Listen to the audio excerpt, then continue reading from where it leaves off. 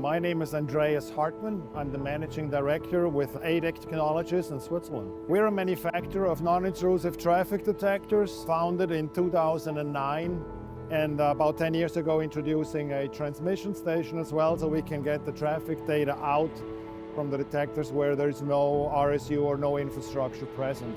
We have traffic detectors that use as little power as a Bluetooth headset to deliver individual vehicle records. So for every vehicle we get the speed, the vehicle length, the time gap to the previous vehicle, and we get all that with virtually no power consumption. So that then basically helped us to decide to develop a station with a solar option, where we have a very small solar panel that can power not only the detectors but the transmission with the modem, so we can get traffic data out through a 4G network, for example, through MQTT directly to customers' broker. Well, Congress here, we're mostly here for the new TDC3X, which will be introduced at the Intertraffic next year. Really, this is more like an announcement of that.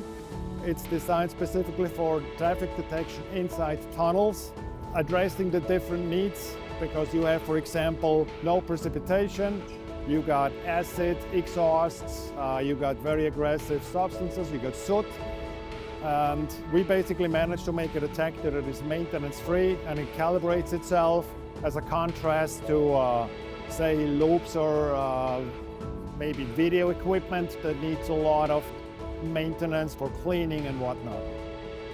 We feel that traffic management still has a very vital role, of course, because we have a lot of roadways that are not utilized to their capacity. Traffic management addresses that need, sort of increasing the throughput, getting close to capacity, without adding lanes and things like that. We understand that at the beginning of every assisted or traffic management is always the data. You need to have accurate data from the actual situation on the road that is not affected so much by environmental changes, and you want to have a product that has a good longevity, does not need calibration, just you want to mount it and you want to forget it, and it delivers reliable data.